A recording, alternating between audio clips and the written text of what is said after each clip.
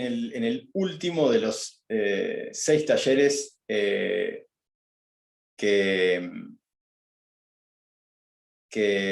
les prometimos, digamos, y en este último mes vamos a tener las últimas conferencias, y con eso vamos a cerrar en abril, y tal vez nos quede una conferencia para mayo, el 100% de las actividades de este curso que, bueno, como ustedes sabrán, al igual que todo el resto de la humanidad, ha sufrido los inconvenientes de la pandemia y hemos tenido que reprogramar y reorganizar muchas cosas, ¿sí?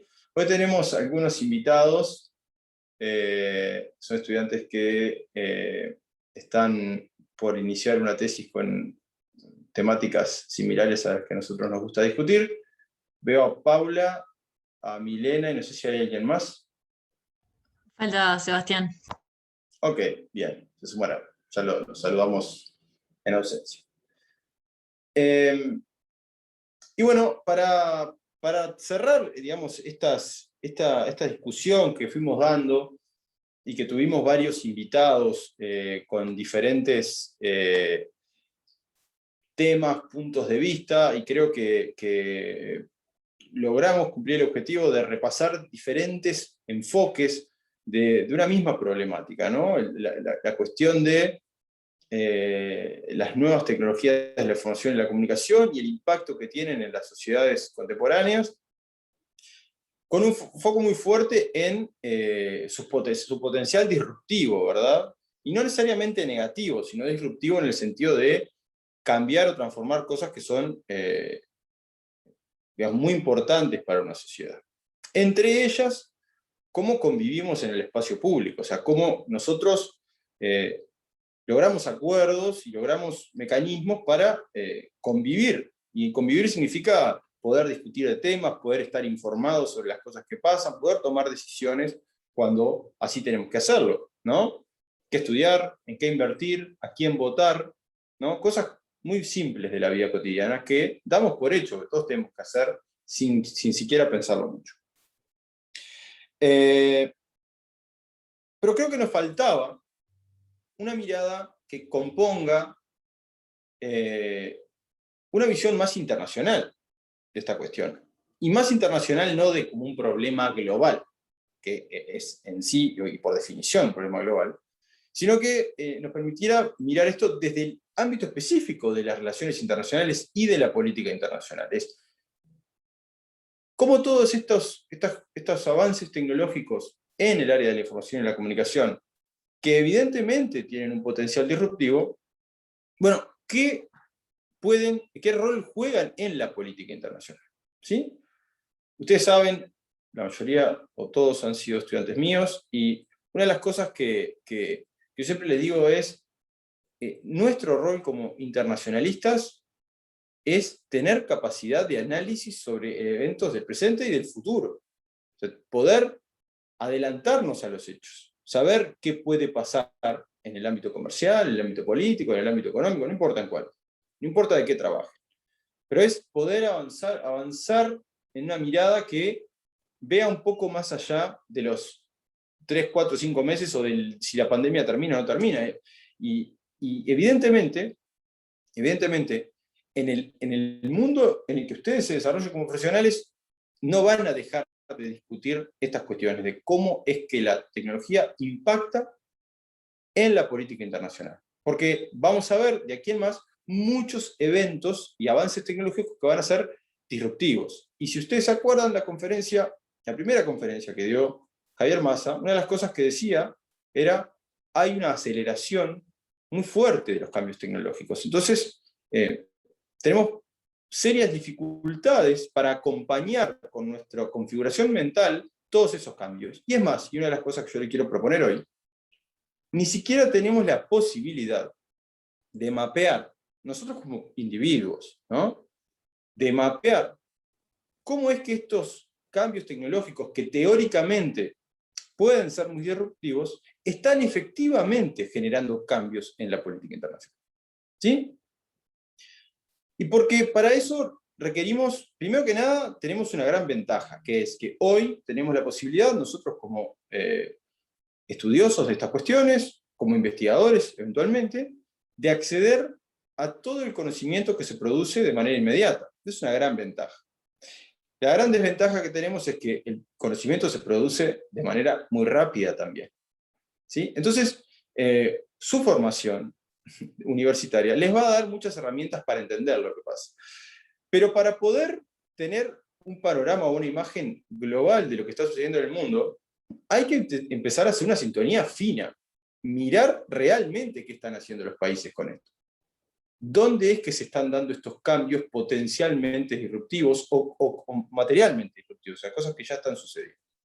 Entonces, hoy vamos a hablar de algo que tal vez con algunos estudiantes ya hemos mencionado en alguna clase, que es lo que se conoce como el Sharp Power, el poder afilado, esta nueva modalidad de ejercicio del poder en el escenario global, que no es ni soft power, que no es hard power, pero que al mismo tiempo toma formas de ambas modalidades. Y le permite, sobre todo a las potencias autoritarias, tener una ventaja respecto a las sociedades democráticas, gracias sobre todo al uso de las nuevas tecnologías. ¿Por qué? Y dicho esto, paso a hacer mi presentación.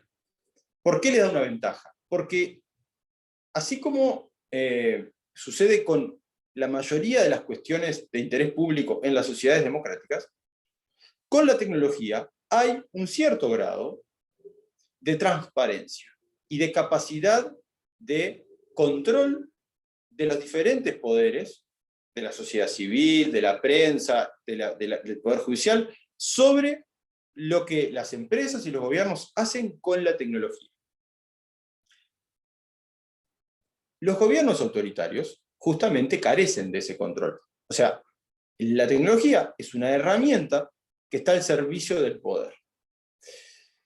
Eso nosotros lo hemos visto cómo funciona, sobre todo en China, sobre todo en Rusia. Hemos visto cómo gobiernos autoritarios le dan un giro al uso de la tecnología para poder tener mayor control y oprimir con mayor fuerza la disidencia, ¿sí?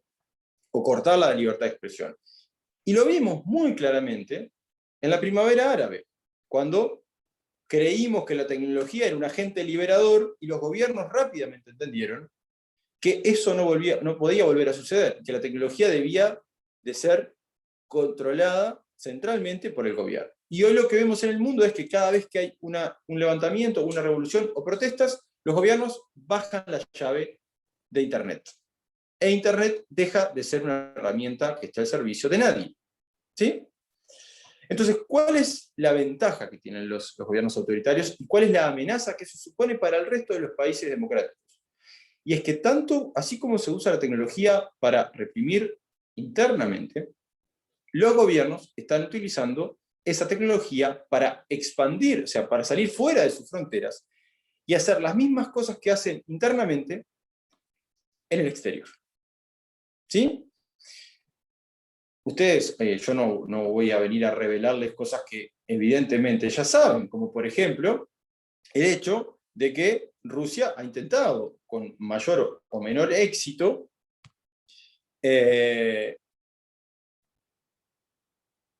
distorsionar el debate público de Estados Unidos en los últimos dos periodos de elecciones. Pero sí, creo que más allá de esa, ¿cómo decirlo? De ese evento tan cinematográfico que es un retorno a la Guerra Fría y Rusia volviendo a hacer un contrapeso en términos de potencia contra el mundo libre, contra el líder del mundo libre, lean esto entre comillas. Hay otras cosas que están sucediendo que son, yo creo que más importantes y mucho más relevantes para lo que va a pasar en el futuro. Es decir, esta intención de Rusia de interferir en el proceso electoral norteamericano es de baja sofisticación tecnológica. a pesar de que es muy preocupante. Pero hay otras cosas que son más complicadas, más complejas, y hay una gama de posibilidades al alcance de estos países. Por lo tanto, yo les propongo lo siguiente para hoy.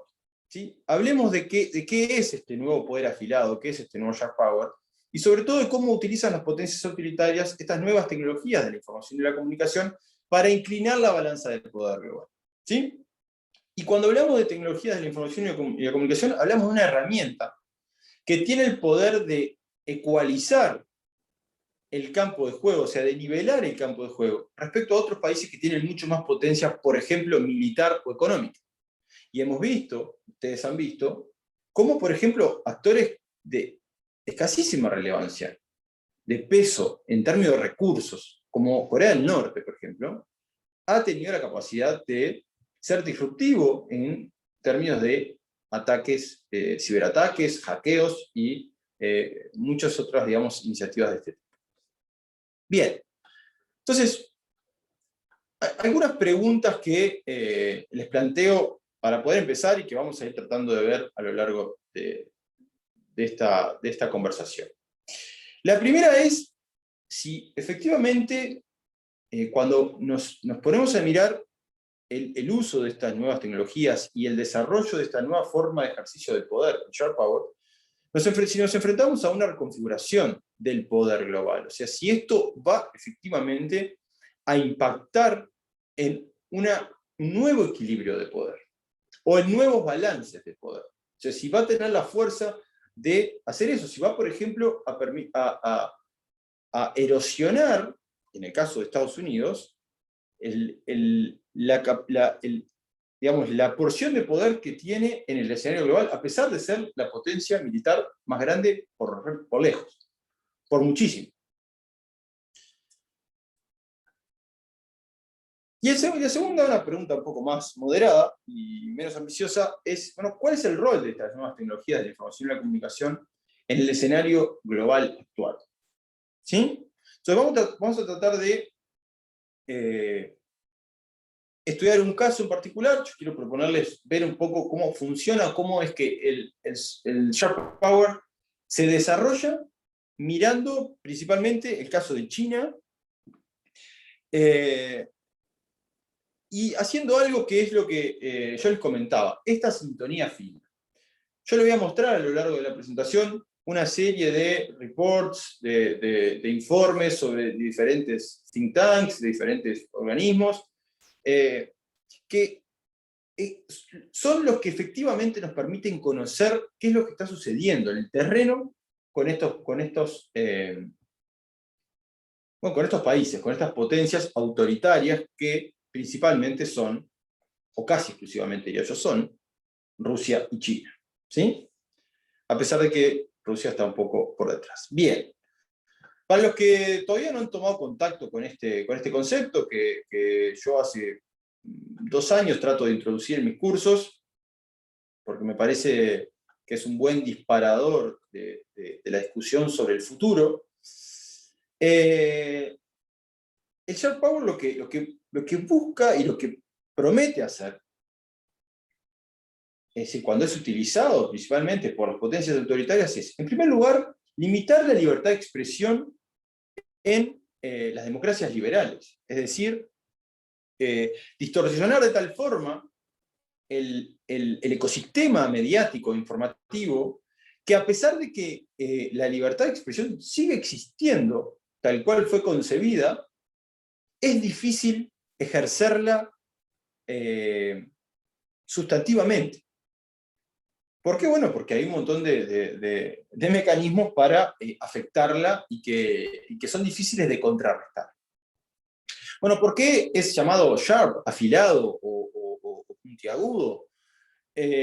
Justamente porque, si bien no utiliza mecanismos de agresión física, tampoco es que se centra en aquella vieja idea de conquistar las mentes y las almas, como decía Joseph Nye cuando hablaba del soft power, sino que lo que hace es justamente perforar, penetrar, agujerear esos escenarios informativos, tomando determinados países como objetivo, ¿no? Es decir, Rusia lo que hace es, se propone a sí misma distorsionar el debate público en Estados Unidos.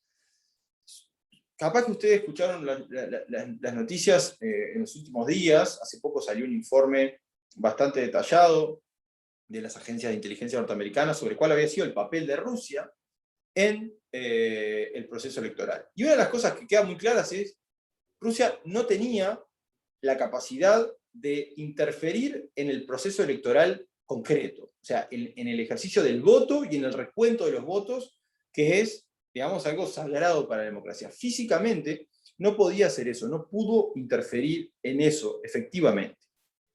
Pero eso no es un consuelo, porque lo que sí pudo hacer fue generar grandes fenómenos de desinformación. ¿Sí? Ustedes se recuerdan que tenemos desinformación, pero eso es misinformation, que es el hecho de generar desinformación voluntariamente, deliberadamente, para afectar la percepción que las personas tienen sobre determinados fenómenos, ¿no? Entonces, en el caso de Rusia, por ejemplo, la intención clara era promover a Trump como nuevo presidente, como el candidato favorito. ¿Por qué?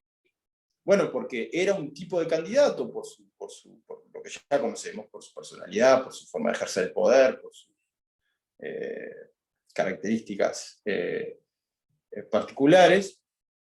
Era un claro promotor de los valores del autoritarismo en el corazón del mundo libre. Y yo utilizo esta metáfora del corazón del mundo libre, no porque efectivamente lo sea o porque yo crea que sea, sino porque es una metáfora interesante de cómo Estados Unidos se ve a sí mismo.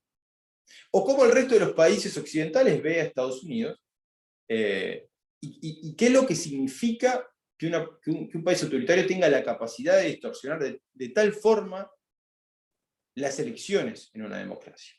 ¿Sí? Entonces, vamos a hablar ahora de China. Puede ser que se nos mezcle Rusia en algún momento, pero esta imagen es, digamos, bastante representativa de lo que quiero mostrarles. Y es, ¿cuáles son las características del ejercicio que hace China del poder en el escenario internacional hoy? Hoy, en los últimos años, pero sobre todo, diría yo, en los últimos 2 o 3 años. ¿No? Esto es algo extremadamente nuevo, ¿sí? Con muchos de ustedes lo hemos conversado en algún momento. China se ha convertido hoy en lo que no fue los últimos 30 años. En los últimos 30 años, después de su ingreso a la economía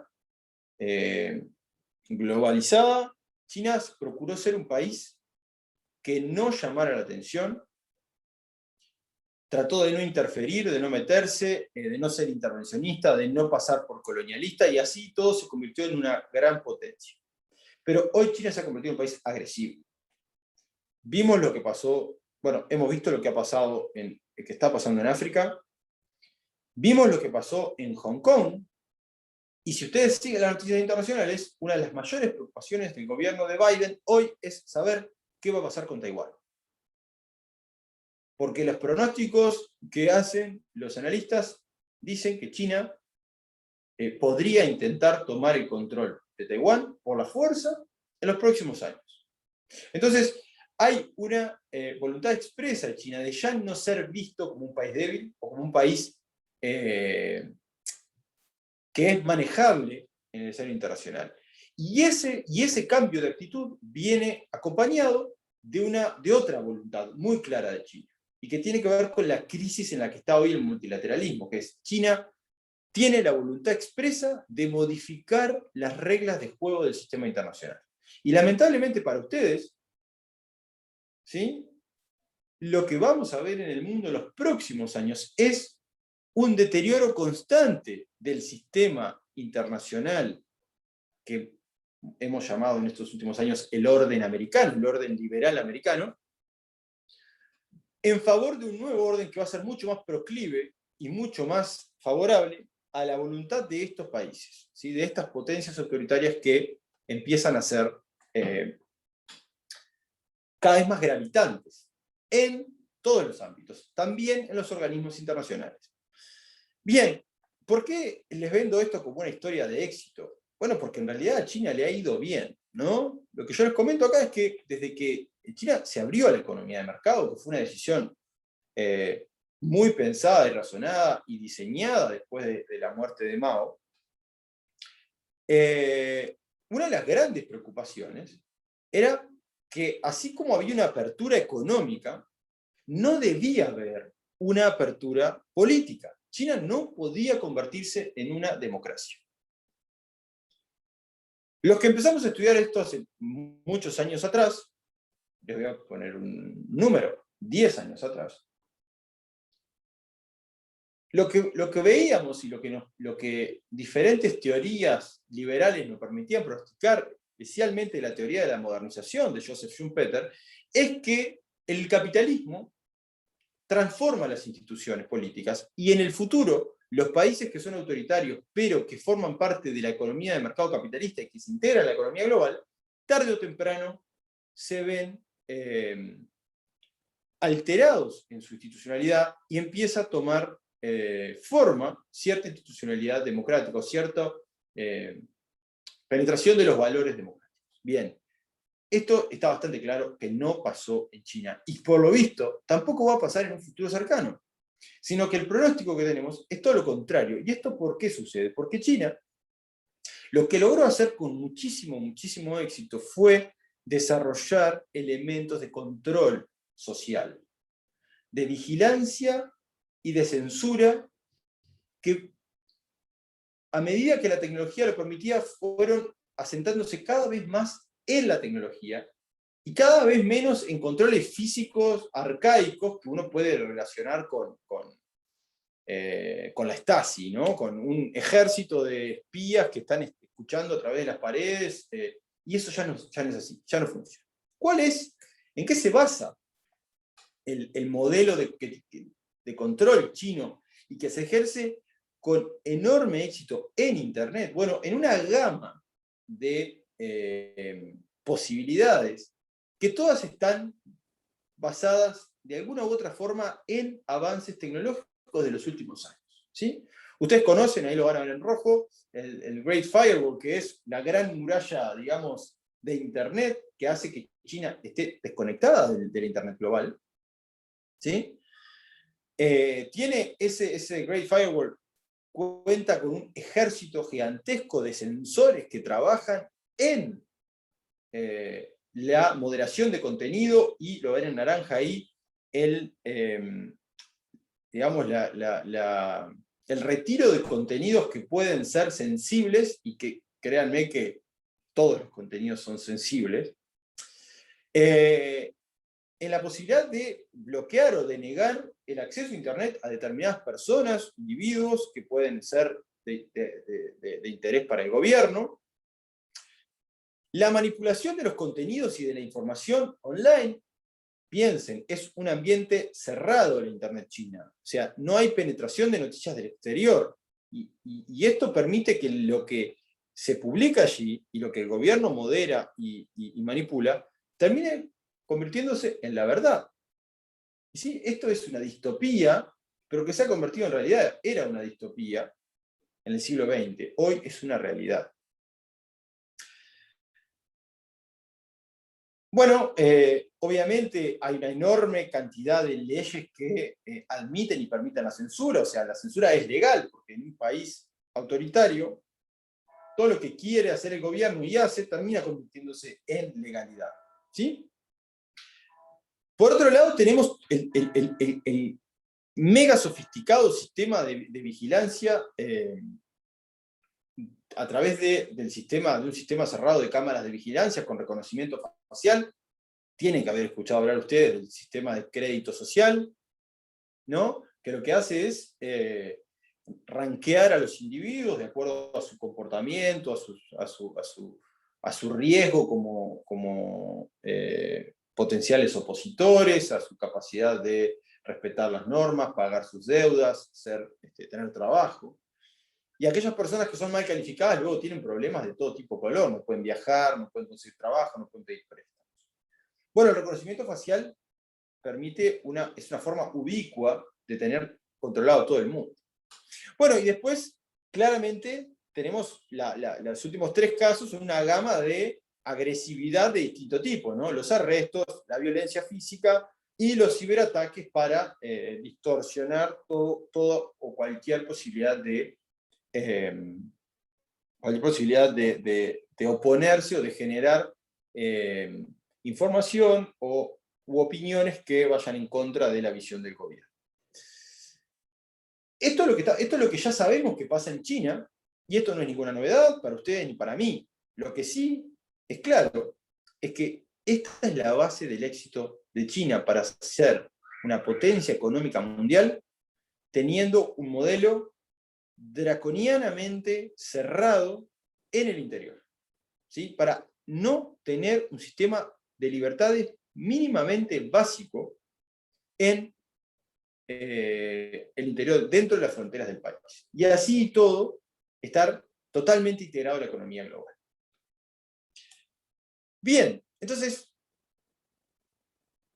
¿por qué yo les planteaba la problemática que vamos a tener a futuro? Bueno, porque este modelo chino, el modelo de la Internet cerrada, soberana, de una Internet que no está conectada al resto del mundo, podría dar forma en el futuro cercano a la nueva institucionalidad internacional, a la nueva gobernanza global de Internet. Y esto es algo que hay que seguir de cerca. Esta es una noticia del año pasado. ¿Sí? Es probable que la minoría de ustedes, o tal vez ninguno, tenga conocimiento de esto, pero es algo que seguro se van a enterar tarde o temprano. China ha propuesto en escenarios internacionales la idea de reconfigurar completamente el Internet global. El World Wide Web, ese Internet que es accesible a todos, que se supone que es neutral, que se supone que los estados no deben o no pueden interferir. Lo que propone China es todo lo contrario. Lo que propone China, y con la asistencia de Huawei, una empresa privada, pero que obviamente trabaja al servicio del gobierno, como todas las empresas privadas en China, especialmente las empresas tecnológicas, lo que se propone es que se corten los nexos, que los estados tengan la posibilidad de tener control sobre lo que pasa en Internet. Así como los estados tienen control sobre lo que pasa en su territorio, sobre los autos que circulan, sobre la gente que entra y que sale, tengan la posibilidad de tener control sobre lo que entra y sale de la web, sobre lo que se lee y lo que no se lee, sobre quién tiene acceso y quién no tiene acceso, sobre dónde y cuándo se puede acceder a qué contenidos. ¿Sí? Esto tiene un trasfondo tecnológico que también es importante tener en cuenta, porque lo que China supone es que este nuevo formato de Internet, que no es solo como yo se los cuento, o sea, que no es tan simple como yo se los cuento, una de las cosas que permite, que admitiría, es aumentar enormemente el tráfico, el volumen de tráfico de información, y una de las cosas que China propone es que todos los sistemas holográficos podrían tener un grado de respuesta de 1 milisegundo, que es lo que hoy tiene la imagen y el video. ¿Sí? Es decir, hay una propuesta mucho más ambiciosa que tiene que ver con otras tecnologías que algunas de ellas las vamos a mencionar más adelante. Bien, pero entonces, obviamente esto es una cuestión solo de China. Hay aliados en esto. Hay países que están haciendo fuerza para que la desconexión de su Internet del resto del mundo sea usada como una forma de eliminar presiones externas para el cambio político. Esa es la gran razón de ser de las autoridades.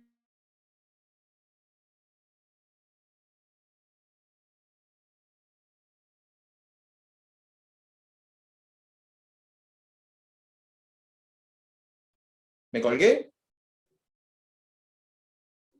Sí. ¿Cuándo me colgué? Ahora se escucha, ¿no? Recién. Bien, ok. Bueno, espera un poquito.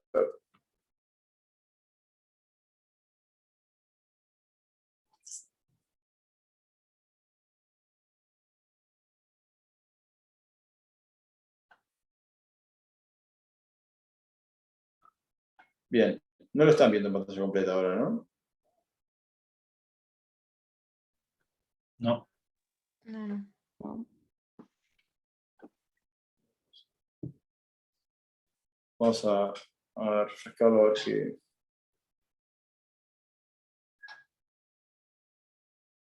Bien. Bueno, disculpen, ahí vamos de vuelta.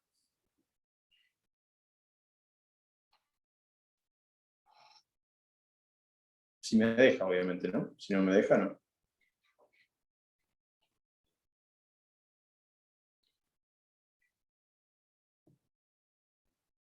Bien, bueno, ¿cómo vienen hasta acá? ¿Alguna consulta? ¿Algo para aportar? ¿Alguna idea que quieran expresar? Agustín Vico tiene cara que está pensando.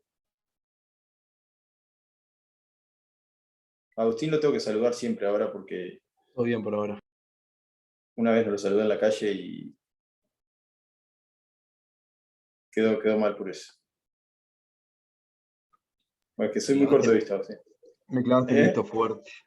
Sí, bueno, pero una cuadra de distancia yo no tengo, ¿no? Está fuera de mi área de cobertura. Bien, perdón, me pasé. Bueno, entonces le estaba hablando de los aliados y uno de esos grandes aliados de China en todo esto es Rusia, obviamente. Esto es una noticia de esta semana, de la semana pasada. Rusia está promoviendo una nueva red de Internet soberana. Hay dudas sobre la calidad y la capacidad que tiene Rusia para lograr esto, pero uno de sus grandes objetivos es poder bloquear a Twitter, ¿sí? Porque es una de las grandes plataformas que usa Alexei Navalny, que usan los opositores, y como ustedes saben, el mundo ha dejado de ser un lugar que censura gravemente los excesos autoritarios. O sea, si Rusia fue capaz de invadir Ucrania y quedársele con un pedazo de territorio, y el resto de los países, especialmente aquellos que integran la OTAN, hicieron poco y nada más que algunas sanciones, ¿qué podemos esperar cuando Rusia intenta asesinar a un opositor o expulsar a una empresa extranjera de su territorio cerrando Internet? No creo que sea un gran problema. No sé qué opinan ustedes, pero me parece que no es algo tan grave. Ahora, tenemos que tener cuidado, porque esto no es un pensamiento que esté exclusivamente restringido a los países autoritarios. Porque en Europa hay efectivamente una tentación nacionalista y una gran preocupación sobre el poder que han adquirido las grandes empresas de Internet. Google, Amazon, Microsoft, Apple y alguna otra más, que efectivamente tienen la posibilidad de distorsionar el funcionamiento de una democracia. Y países poderosos, veamos el caso de Estados Unidos, no tienen la capacidad, justamente por la preocupación opuesta a la que tienen China y Rusia, que es que en el ejercicio de la libertad, tanto los individuos como las empresas pueden obrar en contra de ella y pueden ser muy dañinos, amenazando incluso la sustentabilidad. Entonces, lo que ha pasado, y esto es una noticia de comienzo de este año, es que la Unión Europea ha empezado a hacer un esfuerzo muy grande, que ya venía haciendo en los años anteriores, para regular el funcionamiento de Internet. Pero lo que sucedió este año es que los países empezaron a presionar cada vez con mayor fuerza, porque si la Unión Europea no es capaz de implementar medidas que los incluyan a todos los países, entonces cada país va a empezar a tomar sus propias medidas, a legislar de manera diferente respecto del uso de estas nuevas tecnologías. Y eso obviamente es un problema para la Unión Europea, porque lo que busca es que sobre los temas que son comunes a todos los países, tener una legislación unificada. Entonces, hay un riesgo real, creo que bajo por el momento, de que ante la incapacidad de la Unión Europea para regular el funcionamiento de estas nuevas tecnologías, sobre todo de las empresas que son dueñas de ellas, los países europeos empiezan a tener legislaciones cruzadas y que ese funcionamiento de la lógica nacionalista termine afectando la lógica global o globalizada que está en el corazón del funcionamiento de Internet. ¿Sí? Bien.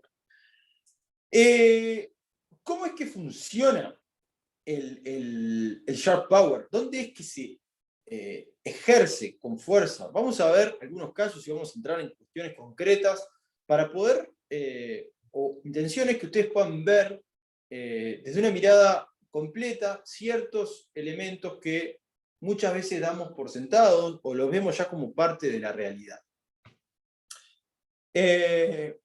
Uno de los digamos, inventores de este término, de Sharp Power, que es Christopher Walker, lo que dice en uno de los primeros artículos que se escribió sobre esto, que es un artículo de 2018, yo lo había citado en la primera diapositiva donde decía qué es Sharp Power, lo que dice es, hay al menos 4 escenarios dentro de las sociedades democráticas donde el Sharp Power tiene mucha capacidad de daño y donde las potencias autoritarias hacen un esfuerzo enorme por interferir y por incidir. Y esos son los sectores denominados CANT, ¿sí? Que incluyen la cultura, la academia, los medios y las publicaciones de todo tipo, académicas y literarias o periodísticas o lo que sea. Siguiendo el caso chino, obviamente, veamos qué pasa en el ámbito de la cultura.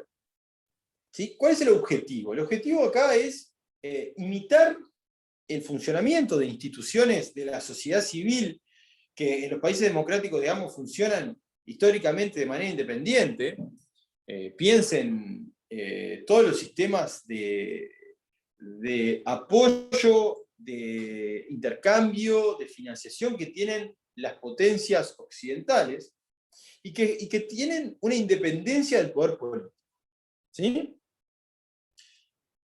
En este caso, China, por ejemplo, una de las cosas que hace, y que hacen el resto de los países, pero China tiene una clara ventaja respecto al resto, es, bueno, establecer centros de investigación con financiación del gobierno en países extranjeros, liberales, democráticos, establecer instituciones culturales, ¿sí?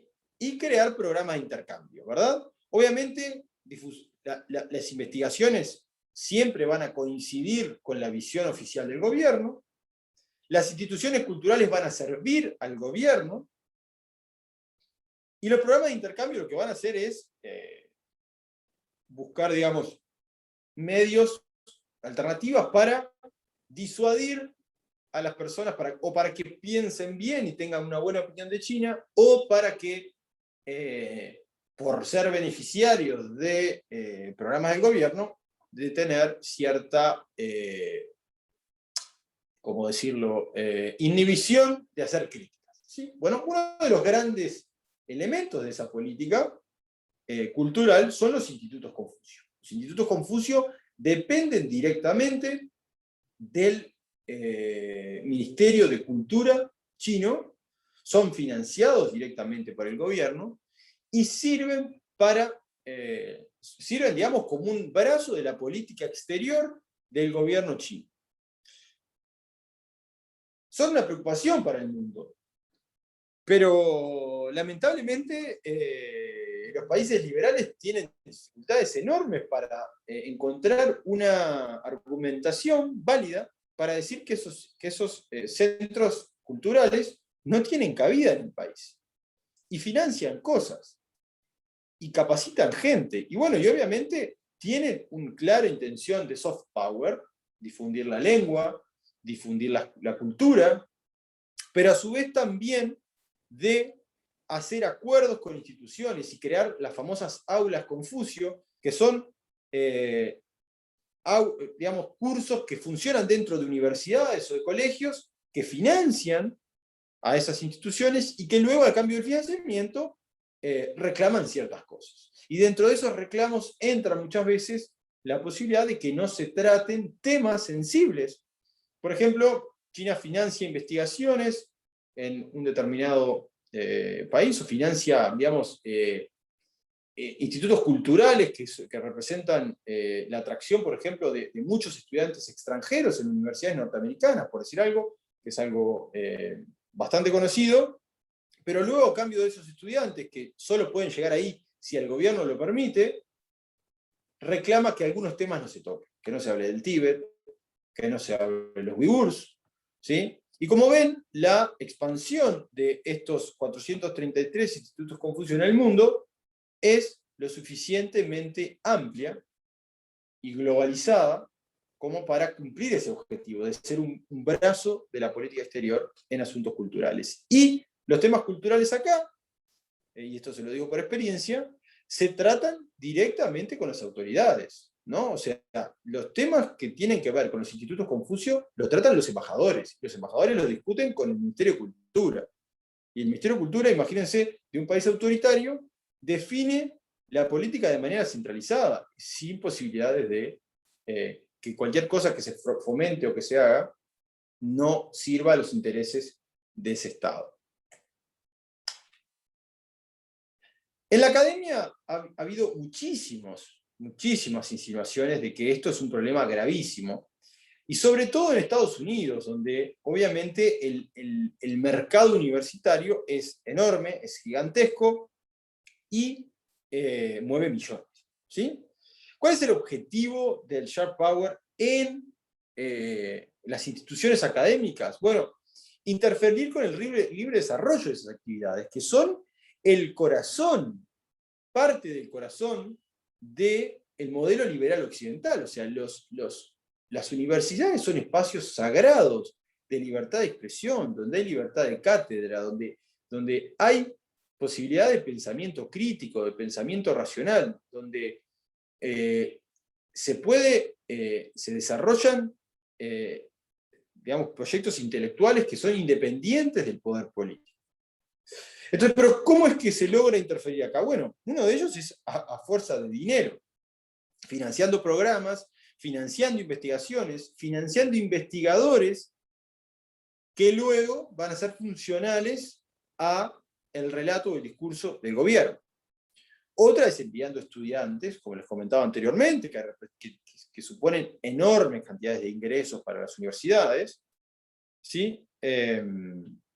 Y bueno, y financiando concretamente investigaciones. Una cosa es financiar universidades, poner dinero, poner aulas, financiar programas, y otra cosa es financiar concretamente investigaciones, lo cual es en sí éticamente extremadamente comprometedor, porque imagínense cuál puede ser la flexibilidad de un régimen autoritario, el más salvajemente autoritario del mundo, para aceptar el resultado de una investigación libremente desarrollada.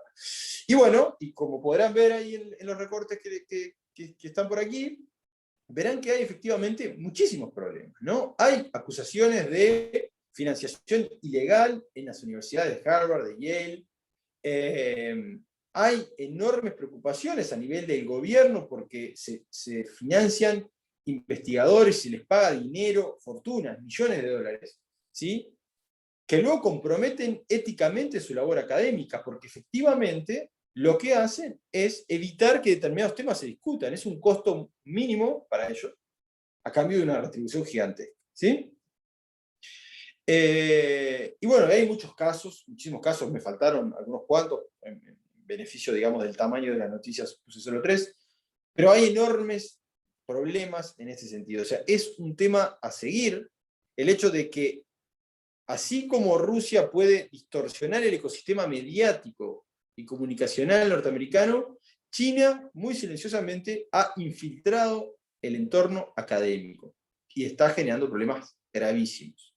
¿Sí? Porque muchas universidades hoy dependen de los estudiantes chinos para sobrevivir. Y no digo para sobrevivir porque se vayan a morir de hambre si los estudiantes chinos se van, sino porque gran parte de su modelo, de su crecimiento, implica no solo recibir estudiantes chinos, sino en el futuro abrir campus universitarios en, imagínense, un país de 1.300 millones de habitantes, ¿sí? Que es la segunda potencia económica mundial y que se estima que en no muchos años pueda llegar a ser la primera.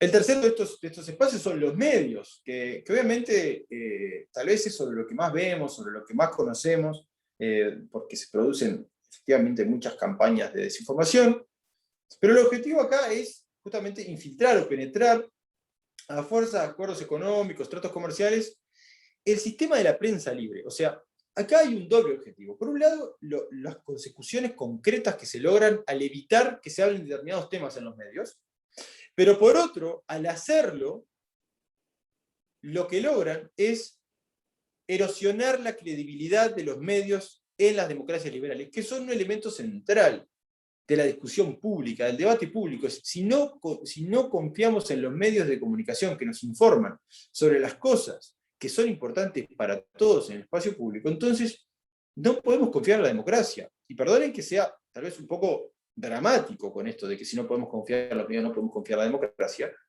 pero es que si perdemos la credibilidad en nuestras fuentes de información, entonces tenemos que desconfiar de todo.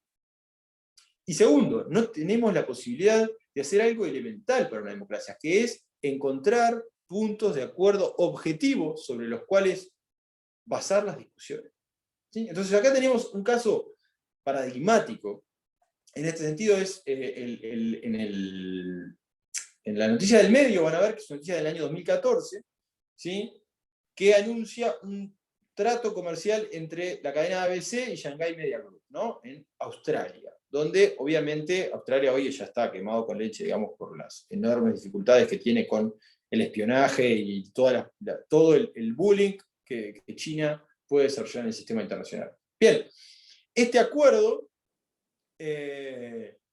hizo que los canales australianos se reprodujesen en China, pero parte del acuerdo era que la prensa independiente, y en este caso una cadena pública australiana, acordara no publicar ninguna información que tuviera que ver con temas comprometedores políticamente para el gobierno chino. Obviamente el Tíbet, la libertad, la democracia, cualquier cosa que vaya en contra de la opinión dominante. Bueno, y ahí abajo les pongo una columna de opinión muy interesante que encontré armando esta presentación, que decía cómo a cambio de ese acuerdo, ese trato comercial muy ambicioso, la ABC había vendido, digamos, sus valores.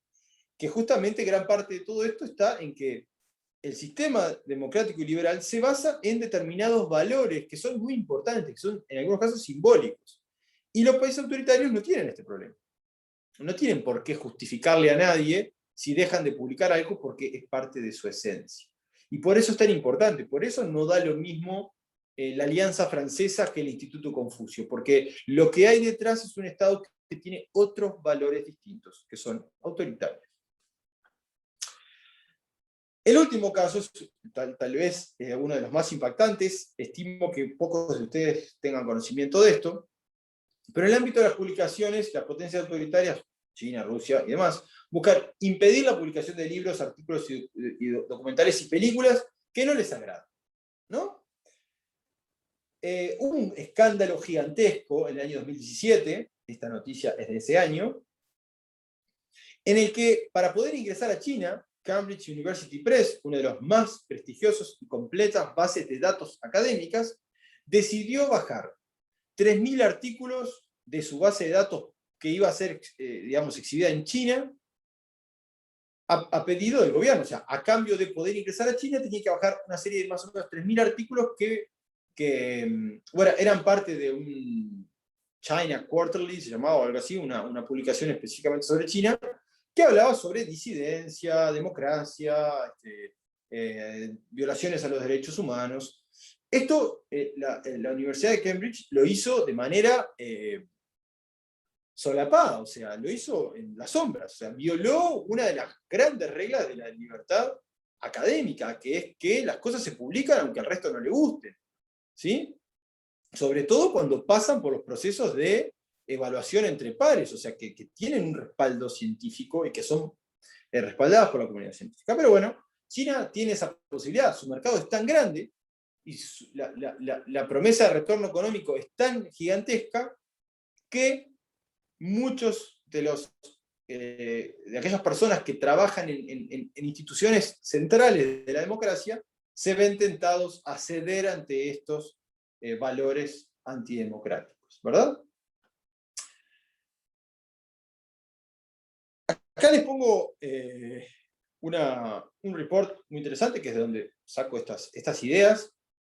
Ustedes saben que el National Endowment for Democracy, que es el NED, Es uno de los grandes centros de pensamiento que está desarrollando ideas y haciendo investigaciones sobre el Sharp Power.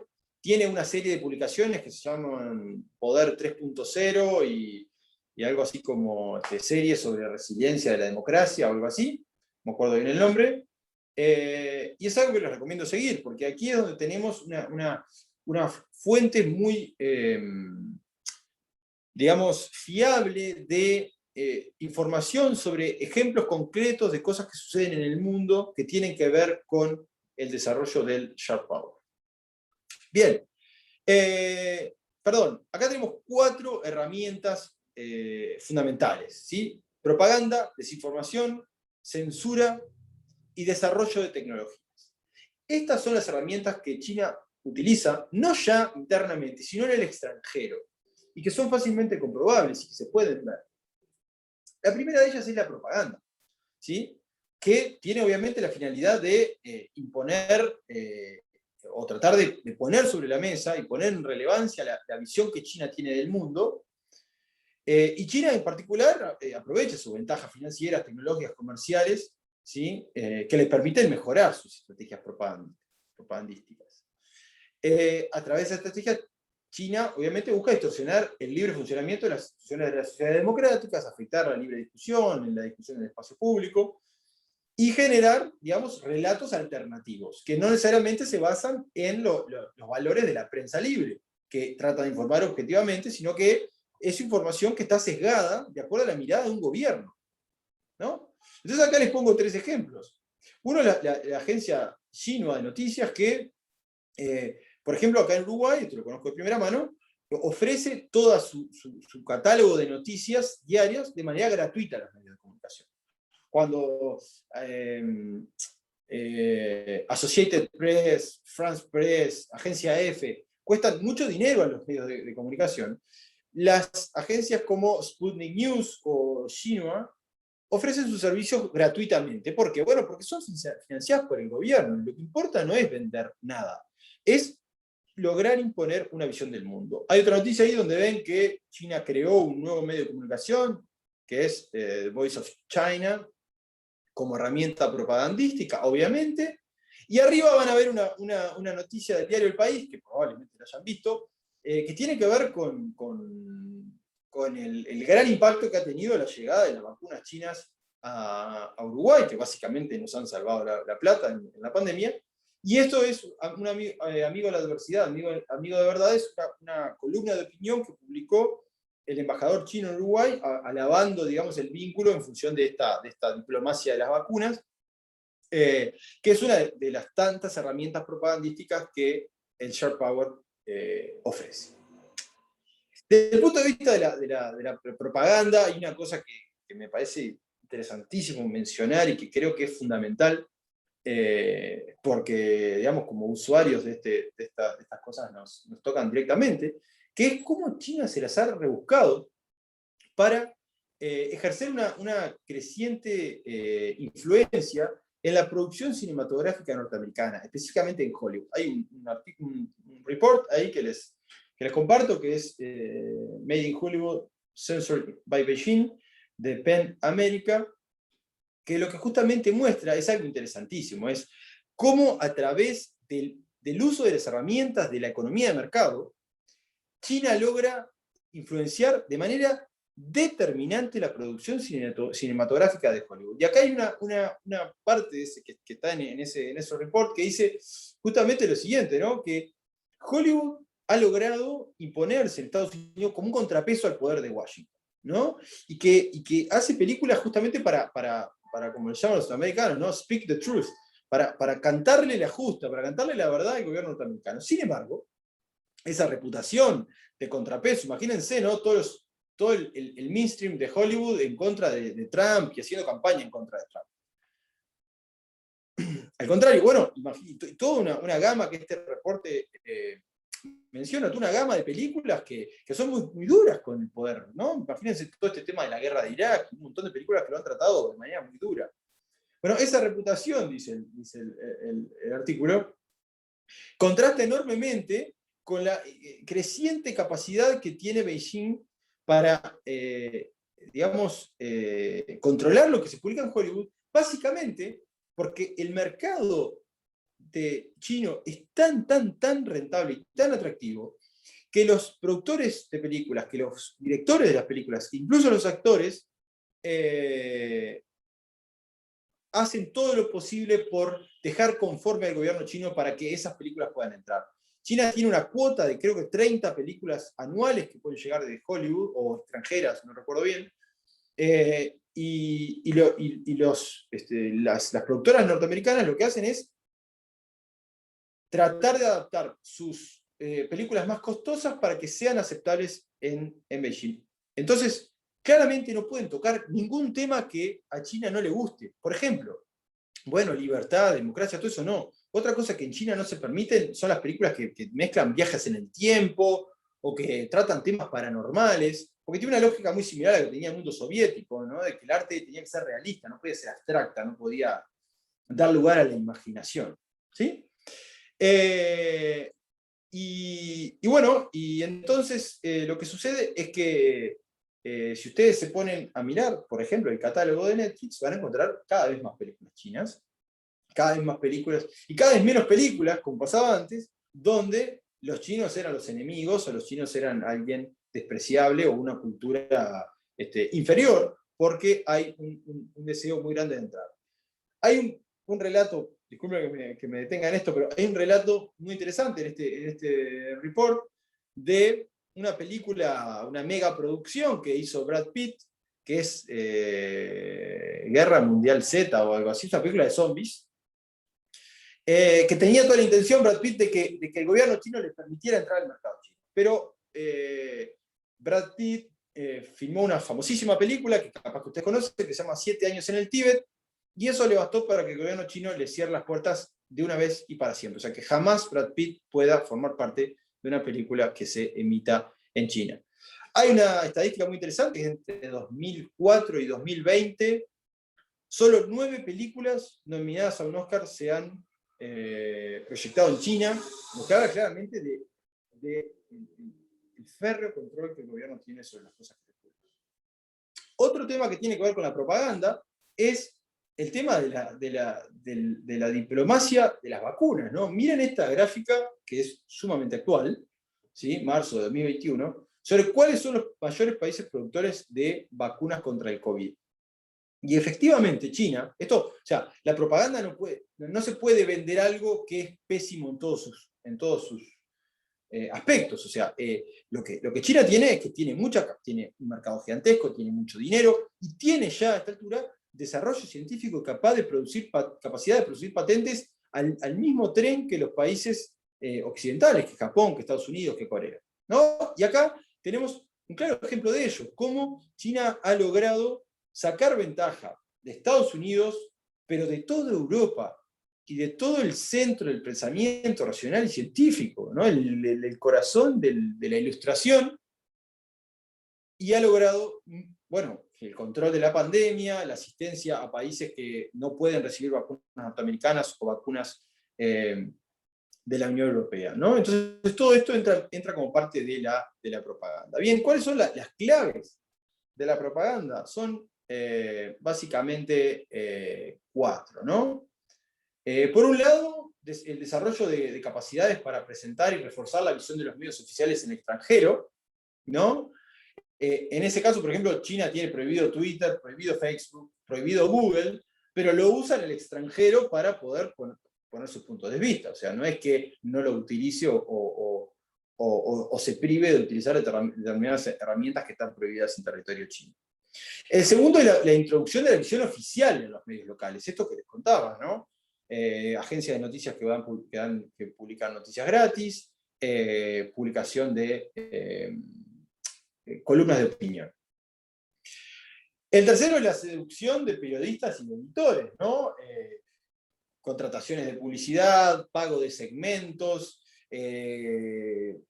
viajes de intercambio, en fin, un montón de herramientas que, por ejemplo, hay ejemplos muy concretos de financiación de sindicatos de periodistas que obviamente condicionan su accionar, o acuerdos con empresas.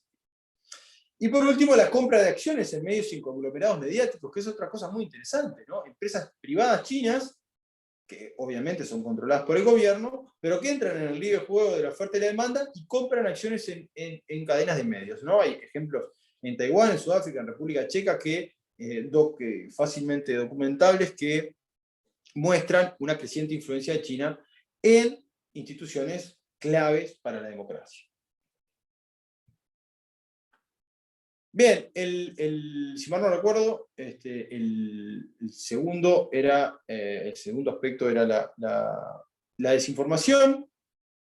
Y la desinformación tiene muchas formas, ¿verdad? Que esto es capaz de las cosas que ustedes ya más conocen, porque son más comentadas, y son de las cosas que hemos comentado en estos talleres, pero que tienen que ver con la utilización de granjas de contenido, o sea, personas que trabajan creando contenido tras de una computadora, grupos de Facebook, páginas y perfiles falsos de todo tipo y color en cualquier red social, campañas de mensajería a través de Telegram, a través de WhatsApp, actividades coordinadas con trolls, ¿no? Por ejemplo, agresividad online, bullying o escarnio público a periodistas, activistas, a personas que de alguna u otra manera se oponen a la visión oficial del gobierno chino, ¿no? Y esto es muy común, se hace en todos lados, pero un Estado con esta capacidad y con este peso, imagínense el poder de daño que puede lograr. Bueno, la manipulación de resultados de búsqueda, eso se logra alterar con el uso de trolls o con el uso de determinadas otras herramientas, como por ejemplo los bots automatizados que son capaces de retuitear, por ejemplo, masivamente determinadas cosas o de, digamos, acosar a determinados comentarios y generar o impactar en el transcurso que toma una conversación. Acá tengo dos ejemplos. ¿No? Por ejemplo, el gobierno chino ofreciendo dinero para que se dejen de publicar, para que se publiquen artículos que hablen mal del grupo Falun Gong, que está a favor de la independencia del Tíbet. O, por ejemplo, un caso de muy alto perfil que sucedió en Italia el año pasado, principios del año pasado, que tuvo que ver con una campaña de desinformación sobre el COVID-19 que fue muy resonada porque efectivamente demostraba claramente cómo el gobierno chino estaba detrás de la búsqueda de distorsionar el escenario mediático. Bien, no los puedo ver, pero ¿cómo vienen? Háganme así, que nos queda poco. Ok. Bien. El tercer punto es la censura. La censura en el exterior, ¿no? Los métodos que el Partido Comunista Chino utiliza responden más o menos a 4 categorías que son muy comunes, pero mezclan acción directa de funcionarios del gobierno, incentivos positivos y negativos para la autocensura, ¿no? Pagar para que determinadas cosas se publiquen, o agraviar o generar ataques informáticos para que ciertas cosas no se publiquen, presión indirecta a través de aliados, empresas, otros gobiernos amigos, y ataques ya físicos y virtuales que también suceden y acontecen. Acá tienen, por ejemplo, en este report de Freedom House, tienen 5 ejemplos clarísimos, ¿no? Digamos, en Kenia y en Portugal, cadenas de noticias en horario central o en canales de alto perfil para imponer la visión china, bueno, diplomáticos chinos que acosan a funcionarios de empresas para que bajen determinados canales o programas, o un diario en Sudáfrica que deja de publicar, expulsa, digamos, a un columnista porque tuvo opiniones negativas respecto a cómo China trata a los uigures, ¿no? Que son cosas que son cada vez más comunes y a las cuales nos estamos acostumbrando, pero no dejan de ser parte de estas herramientas. Bien, acá estamos ya en uno de los últimos puntos importantes, pero que tal vez es el más significativo en la actualidad, que es el desarrollo de tecnologías por parte de China y cómo esas tecnologías le sirven a sus intereses en la política internacional, ¿no? Bueno, el desarrollo de tecnologías permite dominar lo que Alvin Toffler, en su famoso libro del cambio de poder, llamaba las avenidas de la información, ¿sí? Controlar la infraestructura de las telecomunicaciones y los sistemas de información y vigilancia, le ofrece a China una gran ventaja sobre el resto de los actores del sistema internacional. Miren esta gráfica, ¿no? ¿Quiénes lideran la carrera de las patentes del 5G? Es un dato de febrero de 2021, ¿no? La China Huawei en primer lugar, una segunda empresa china, ZTE, por allá abajo en la lista, pero China muy por encima de Estados Unidos y liderando a otros grandes tecnológicos como Corea del Norte, Corea del Sur. Pero hay mucho más de esto, ¿no? Acá hay un report que lo agregué a último momento porque se publicó hoy y me llegó al mail y bueno, y tuve que hacer un esfuerzo por incluirlo en esta presentación, que habla de cómo China está dominando las tecnologías que permiten crear smart cities, ciudades inteligentes, ¿no?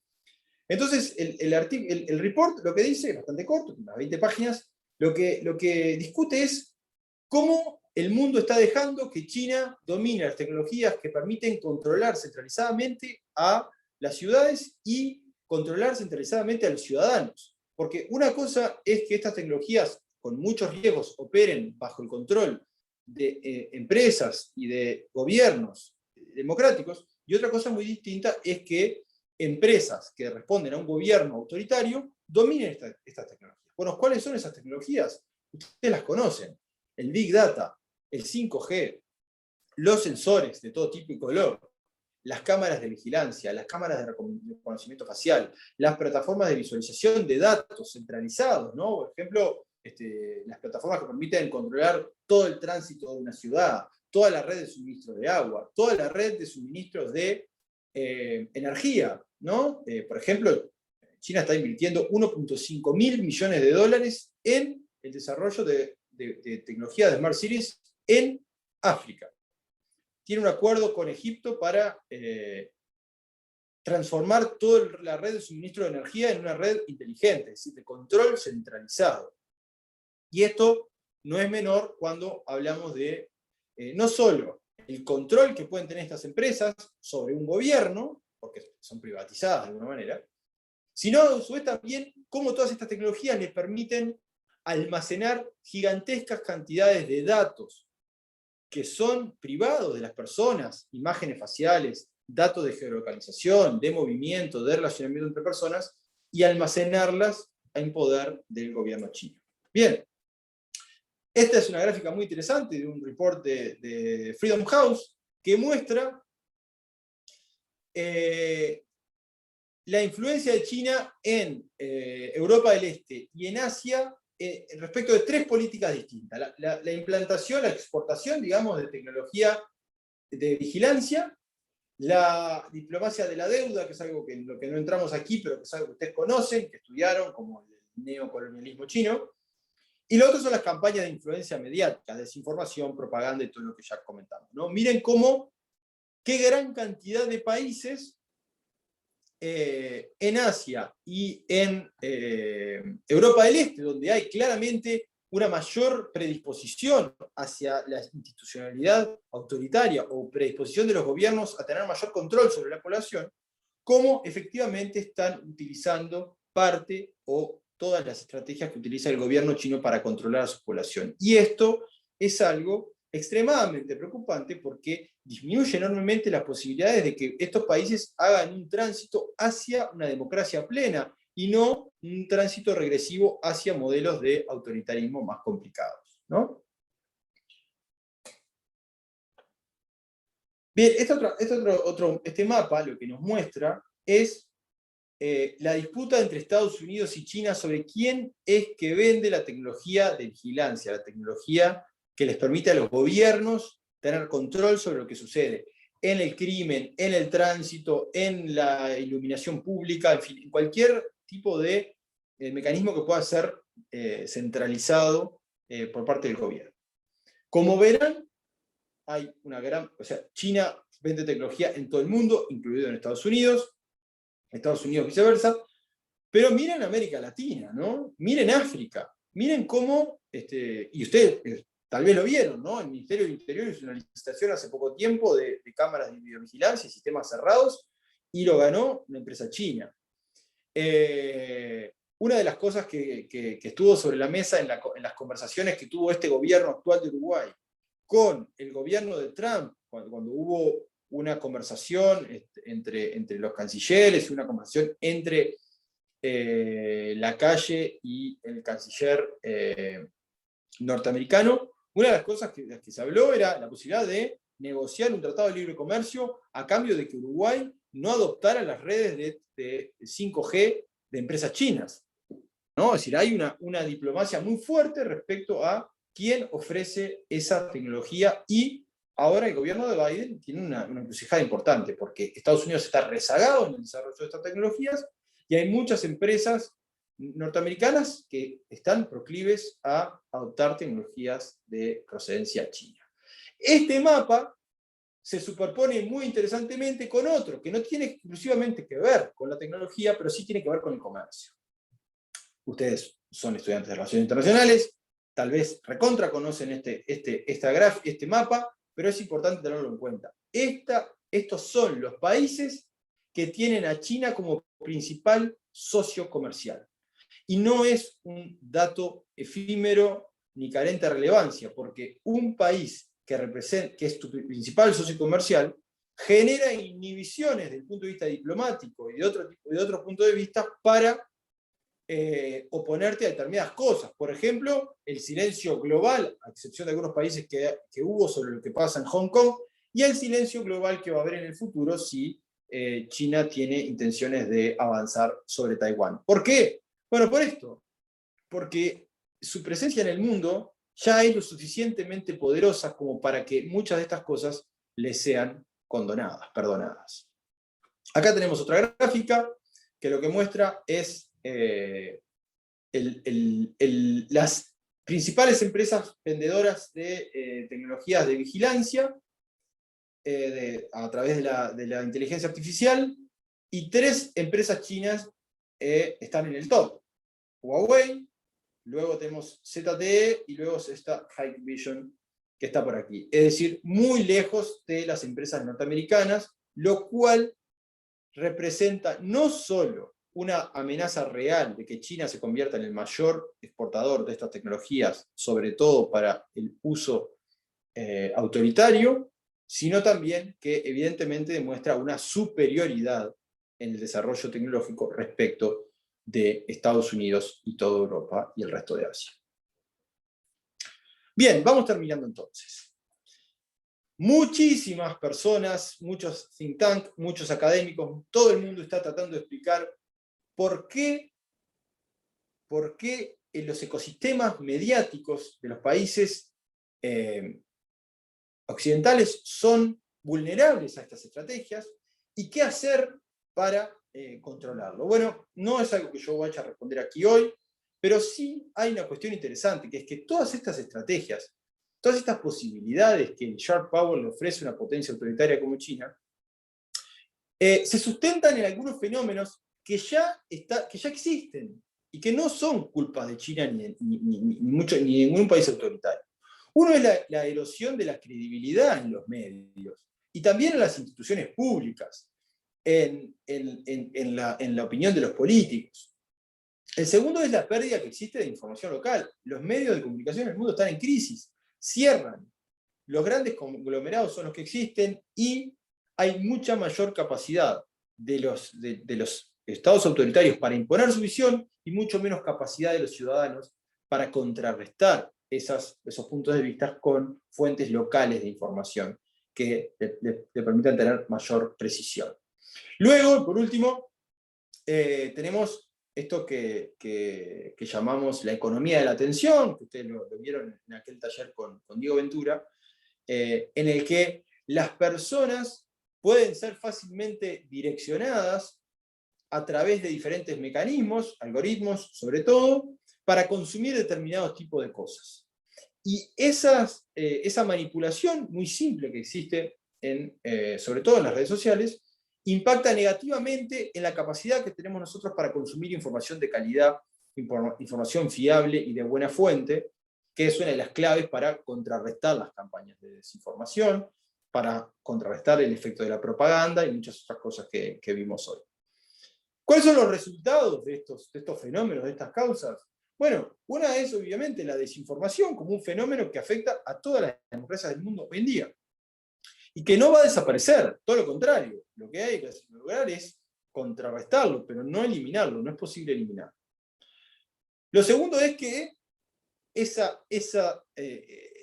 la causa, que es la falta de credibilidad, tiene como resultado una mayor desconfianza, porque el hecho de que estas cosas pasen y de que los países tengan estas políticas y estas capacidades en el mundo de hoy erosiona aún más la credibilidad de los medios. Y por último, y algo que ustedes también ven, es que lo que permite esto es explotar la radicalización, generar brechas, división dentro de los ciudadanos de las democracias, como es el caso claro de Estados Unidos, ¿no? La gran campaña que hizo Rusia, gran campaña me refiero al tamaño y gran campaña me refiero al éxito, en contra de Hillary Clinton. Rusia tuvo un impacto muy fuerte para que Hillary Clinton perdiera las elecciones en Estados Unidos, porque logró poner a gran parte del público norteamericano en contra de ella, con muchas campañas de desinformación, con muchas teorías conspirativas y con otras estrategias más sofisticadas de microtargeting y que tienen que ver con el uso de las redes sociales. Este es un report de la agencia Reuters, obviamente de una fundación que hace investigaciones, y que nos muestra dos datos que para mí son muy elocuentes de lo que pasa hoy en Occidente, ¿no? El primero, lo que está del lado izquierdo, lo que nos dice es qué cree la gente sobre la prensa, si es un buen o un mal trabajo en diferentes áreas, ¿no? El tono de la cobertura, más personas creen que hace un mal trabajo. Esto es en una serie de como 64 países donde se hicieron estas encuestas. La relevancia que le da a los temas, mayoría cree que la prensa hace un mal trabajo. Como controlador del poder, el 55%, la mayoría cree que hace un mal trabajo. En la inmediatez de la cobertura, perdón, estoy diciendo inverso, cerca de la mitad de las personas cree, tanto en el tono de cobertura como en los temas de relevancia, que la prensa hace un mal trabajo, y una ínfima mayoría cree que hace un buen trabajo. En los otros tres temas,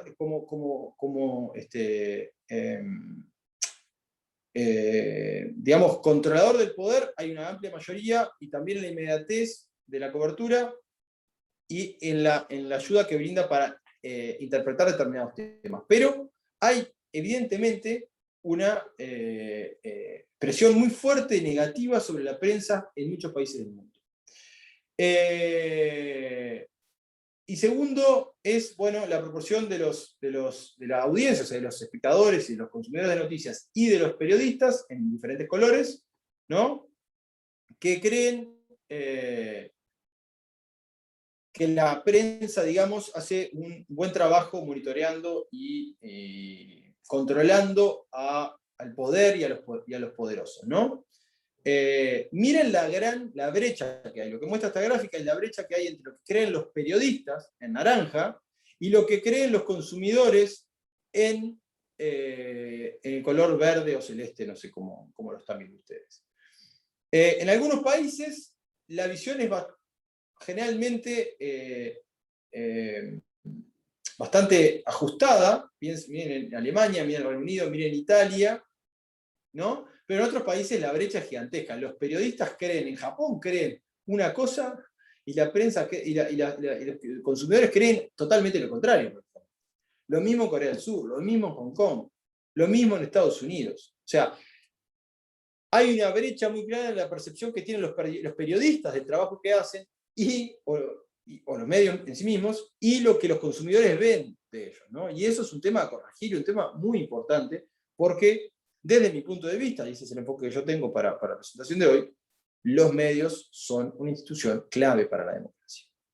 Bien, por último, y terminando, ¿puede la democracia defenderse del poder afiliado? Sí, bueno, por supuesto que puede. Pero no es fácil. Y hay algunas ideas que muchos países intentan implementar, muchas cosas que se hacen, y que tienen un éxito moderado, a veces bueno, a veces peor, y que son los siguientes, ¿no? Por un lado, las estrategias de fact-checking y de exposición de campañas de desinformación, o sea, reforzar en los países la capacidad para chequear la información y para desmontar las campañas de información. Pero tiene que haber sociedad civil trabajando en ello. Tiene que haber financiación del Estado para eso. Segundo, estrategias de contención desde el sector tecnológico, o sea, tiene que haber la capacidad de controlar y contener cómo el avance de las tecnologías de estos países pueden hacer estragos en los países occidentales. Pero si no hay un desarrollo tecnológico, si no hay un desarrollo de patentes, si no hay investigación, ¿cómo es que podemos tener una alternativa al 5G chino? No podemos. Bien, limitar contenidos pagos por medios oficiales. Bueno, eso se puede hacer. Hay muchos países, sobre todo en Europa, que están declarando a medios oficiales extranjeros como le están quitando el rol de medios de comunicación y lo están poniendo como agentes extranjeros. Por ejemplo, Russia Today y Sputnik News tienen ese trato en Francia después de una tremenda campaña de desinformación que hicieron contra Emmanuel Macron cuando era candidato a la presidencia. Fomento de iniciativas de la sociedad civil. La sociedad civil tiene mucho para dar a la hora de generar conciencia, de generar educación y de hacer todas estas otras cuestiones que estamos hablando, ¿no?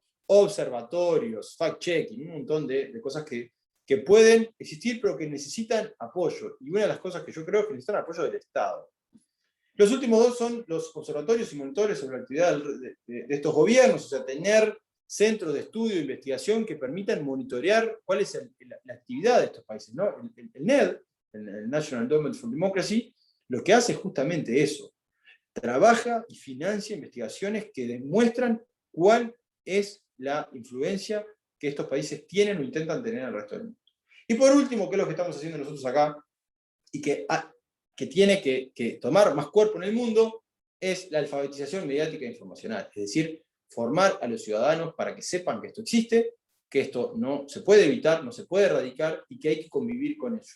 Y que si queremos evitar la manipulación, si queremos evitar ser manipulados por estos gobiernos, lo más fácil y lo más útil es tener conocimiento de que estas cosas pasan, saber cómo se hacen, saber qué herramientas se utilizan, y saber cómo evadir elegantemente esas campañas de desinformación. Chiquilines, esto es todo. Con esto cierro y les doy dos opciones. O siguen conversando conmigo, o se pueden ir a descansar a su casa, que es algo que probablemente... Bueno, irse a descansar a su casa no es una opción, porque ya están ahí. Pero, bueno, en fin, pueden ir a mirar Netflix si quieren. ¿Comentarios? ¿Opiniones? ¿Ideas? Disculpen que fue un poquito largo, pero bueno, tampoco la brevedad no es algo que me caracterice. Yo tengo dos cositas, Andrés. Sí, Jax. Adelante, adelante. ¿Cómo andás? No, primero, bien, si te animás a compartir esta presentación, que estuvo bastante interesante y para tenerla, viste, archivada. Obviamente. Y nada, segundo, no me gusta banalizar tu discusión, la presentación que estuvo muy interesante, pero hay una película que me resulta que toca varios temas de los que hablaste, en especial la censura de los medios en China, la desinformación, el control por parte del poder político. Hay una película china que se estrenó el año pasado, se llama Lo mejor está por venir. Y no sé, supongo que conocés la película Spotlight, esa que denunció la corrupción y abusos en Estados Unidos. Esta también trata sobre eso, es de un periodista que descubre un escándalo en 2003, después de la epidemia del SARS. Nada, está bastante interesante. Sí, muy Paso bueno. el link, si quieres. Sí, por favor, pasalo. Y justamente ahí yo lo recogí en un report que saqué para mostrarles hoy, pero la influencia china en Hollywood es increíble.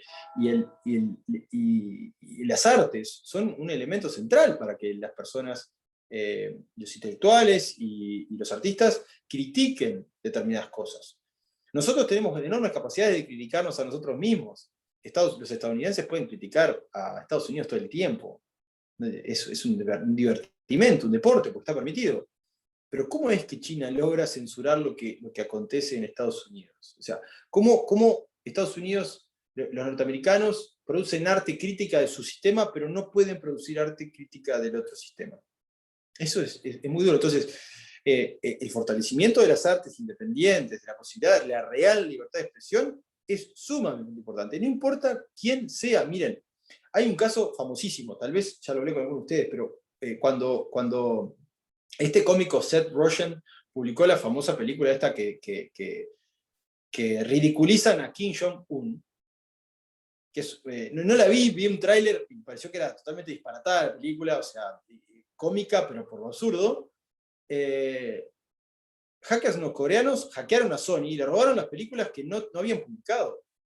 Esas estrategias de intimidación, o sea, le secuestraron las películas, le dijeron que no publique ese título, Sony lo publicó igual, pero tuvo un daño económico gigantesco. O sea, eso no es sostenible. O sea, las empresas no pueden, no son, digamos, gobiernos que pueden enfrentarse. O sea, cuando el riesgo de que te hackeen, de que pierdas fortunas, de que te ridiculicen, existe, de que te maten, entonces ahí ya es más difícil producir esas artes.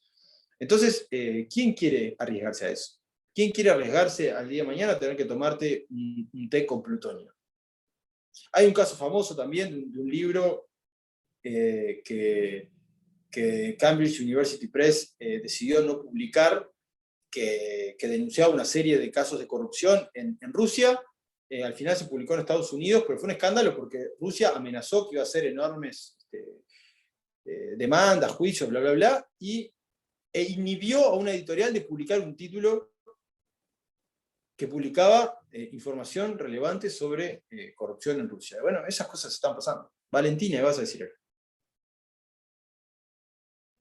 Iba muy por el mismo camino que agarraron, que iba a decir que estuvo muy buena la presentación, incluso para abrir un poco los ojos sobre la seriedad que está teniendo China en el mundo. Porque si bien creo que todos a esta altura sabemos, más por lo que la carrera que estamos estudiando, sabemos que China está creciendo, a veces no nos damos cuenta que incluso se está metiendo en un país tan grande como lo es Estados Unidos, que siempre pareció como el irrompible, el invencible, el que tiene los grandes muros, y nada, darse cuenta con las noticias que son hechos, choquea un poco. Sí, la verdad es que cuando uno empieza a componer la información, digo, a mí, esto que te pasa a vos, Valentina, me ha pasado a mí también cuando me pongo a estudiar, a encontrar información sobre estos temas. O sea, los detalles de la influencia de China en el mundo son alarmantes, pero como su influencia es suave, como sus métodos no son estridentes, como no explota ninguna bomba, ni se muere nadie, ni envenenan a un opositor con plutonio como si fuera una película de la Guerra Fría, entonces pasa inadvertido. Y además, porque hay una inhibición muy grande de todos esos países que ustedes vieron que tienen a China como principal socio comercial, de no hacer olas. Imagínense ustedes cómo nuestro gobierno puede criticar a China por lo que pasa en Hong Kong, cuando es nuestro principal socio comercial y es que nos está salvando la vida con las vacunas. O sea, si yo fuera el presidente tampoco lo haría, no es que yo avalara esa situación, pero yo tampoco voy a condenar a las empresas de mi país, a la gente que trabaja en mi país, por una idea moral que es mía y que no sé si todo el mundo comparte, ¿no? Es una encrucijada gigantesca, ¿no? Ustedes se acordarán, o han estudiado alguna vez en la famosa ética de la responsabilidad. Max Weber, o sea, uno tiene que optar también por tomar decisiones que afectan la vida de muchas personas, y tener a China como enemigo. Y piensa en esto, que es algo que no metí en la discusión. Tener a China como enemigo cuando Estados Unidos no es un amigo posible, es un riesgo que nadie está dispuesto a correr. ¿Y qué es lo que Biden está tratando de lograr ahora, corriendo de atrás, muy atrás, de volver a proponer a Estados Unidos como un socio confiable en el mundo? O sea, Estados Unidos trató a los socios de la OTAN como unos parásitos. Le dijo, ustedes empiecen a pagar las cuentas de su propia seguridad.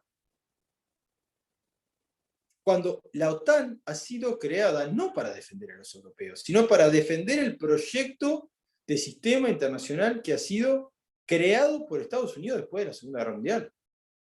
¿No? Bueno, pero Estados Unidos entró en una debacle tan grande y tan lamentable que hoy China es un aliado más sólido, porque por lo menos te permite estabilidad económica y comercial. Los escucho, chiquilines. Yo tengo una pregunta, pero me van a matar, porque está, por la hora. Bueno, depende. A ver. No, Es- el que se quiera ir, chiquilines, si se quiera ir, se puede ir, no pasa nada, la presentación ya terminó, yo tengo tiempo libre, ¿tá? Y como no me quiero, o sea, como tampoco es que me voy a ir a una fiesta ni nada por el estilo, voy a seguir acá, me puedo quedar todo el tiempo que ustedes demanden. Yo te iba a Valentina. preguntar si en toda esta búsqueda que hiciste de información sobre China ahora para la presentación, si encontraste algo del COVID, que sean hechos, no que sean teorías conspirativas. Nada, si encontraste algo de eso.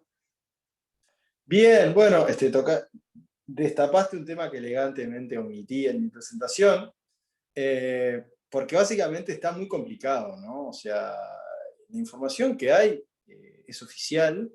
Esta comisión de la Organización Mundial de la Salud que fue a hacer la investigación un año después, no sé con qué grado de seriedad puede llegar a trabajar y con qué grado de independencia puede llegar a hacerlo, y con qué grado de libertad puede entrevistar a personas. Entonces, ahí China hizo una movida muy interesante de ponerle un cerrojo a la Organización Mundial de la Salud. Estados Unidos le soltó la mano increíblemente en un momento en el que había que quedarse a defender las instituciones y defender sus valores. Y por lo tanto lo que tenemos de China es, la información que tenemos de China es, China logró contener la pandemia, como ningún otro país lo logró, a fuerza de autoritarismo, obviamente. China es el mayor productor de vacunas que sí funcionan, ¿sí? Y China está asistiendo a los países más pobres que necesitan vacunas tanto como los países ricos, como no lo está haciendo Europa, como no lo está haciendo Estados Unidos. Entonces, lamentablemente lo que tengo para decir de China es gracias China. Porque lo que está pasando en Europa con las vacunas es insólito. O sea, hay una guerra demencial. Lo que está pasando, lo que hizo Estados Unidos fue el primer país en proponer que iba a registrar la primera patente y que lo iba a hacer de manera soberana y que no lo iba a compartir con otros países. Entonces, claramente, lo que vemos con el COVID, y esto es una hipótesis como para darte una idea de lo que yo pienso, Valentina, es que esta situación del COVID nos está mostrando cómo claramente el sistema internacional ya no está funcionando con la lógica multilateral que nosotros vimos, sino que se pusieron en evidencia todas las grandes falencias que el sistema tiene en los últimos 4 o 5 años, y que se exacerbaron en el 2016, cuando Trump ganó las elecciones, cuando el Reino Unido se fue de la Unión Europea, y que tienen que ver con que los países no creen en los organismos internacionales. La Organización Mundial de la Salud quedó totalmente vaciada de autoridad. El COVAX fue un fracaso. Europa está boicoteando la vacuna que produjo el Reino Unido, ¿no? Europa no ha podido contribuir a los procesos de vacunación en los países más pobres, como sí lo está haciendo China, como lo está haciendo Rusia, con otra vacuna que además funciona. A pesar de que Alberto Fernández se contagió, pero la vacuna funciona. O esa es la evidencia científica. Así que lamentablemente sobre el COVID nos va a faltar tiempo para investigar, ¿no? Pero sí le ha servido a China para meter la pandemia dentro de su caja de herramientas del Sharp Power. Diplomacia de vacunas, reactivación del turismo, reactivación del comercio, es decir, un montón de cuestiones que son importantes, ¿no? Imagínense el turismo que está congelado en todo el mundo. China lo que dijo fue, nosotros vamos a dejar entrar a aquellos que se hayan vacunado con la vacuna china. Pim. Nacionalismo, antimultilateralismo, al mango, pero bueno, es una puerta abierta en el mundo. Muchos van a querer viajar. ¿Algún otro comentario?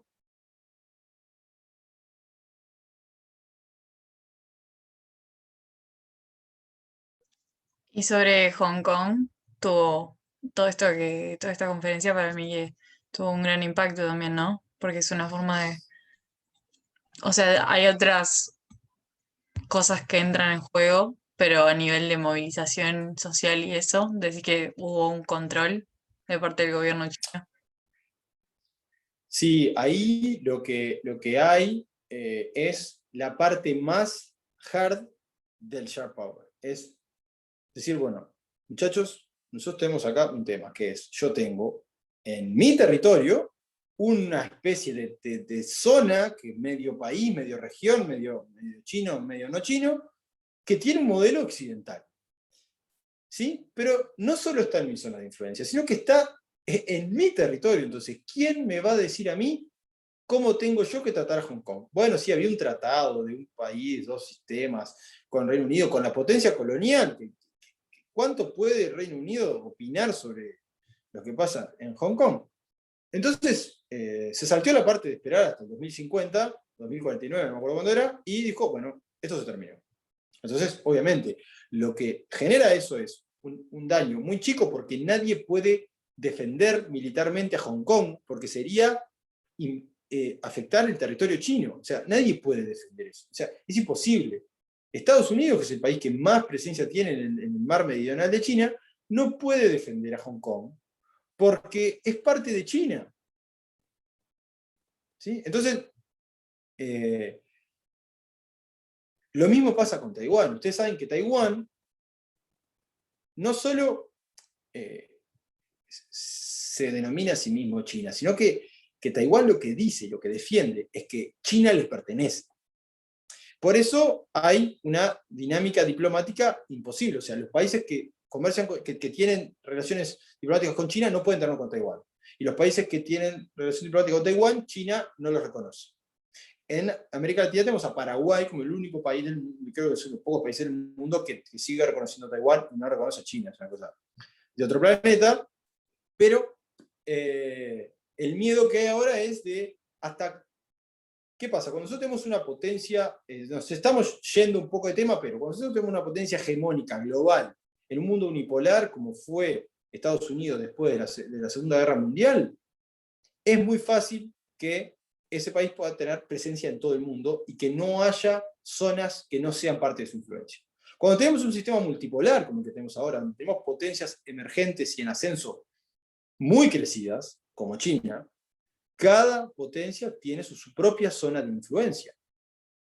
Siria es de Rusia, Ucrania es de Rusia, Hong Kong es de China, Taiwán es de China, y el resto de los países de Occidente, Europa, es de Estados Unidos. Pero las zonas de influencia se respetan, y es una regla elemental de cualquiera que no quiera tener una guerra catastrófica en el mundo, es si China se tira arriba de Taiwán, no sé qué se puede hacer.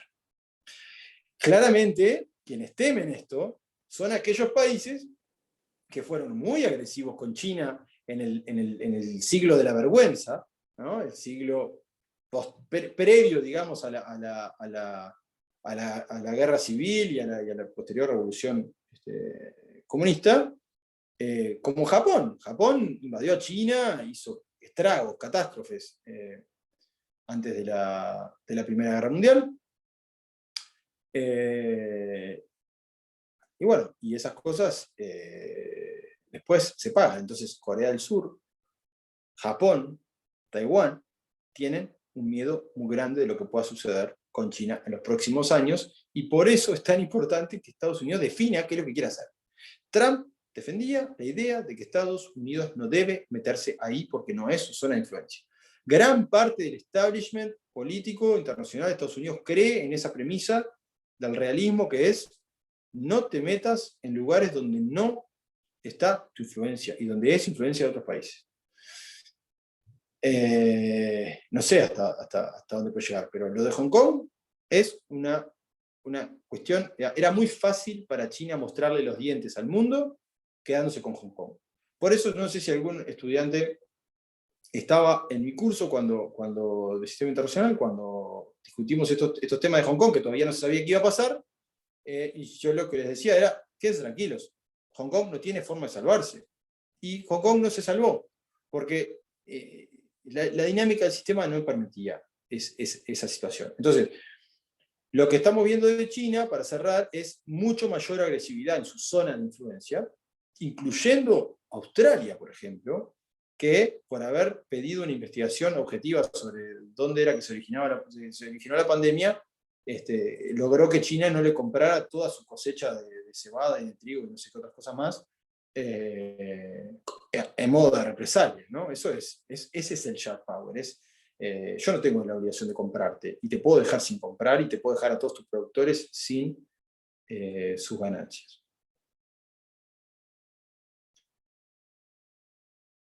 ¿Algún otro comentario?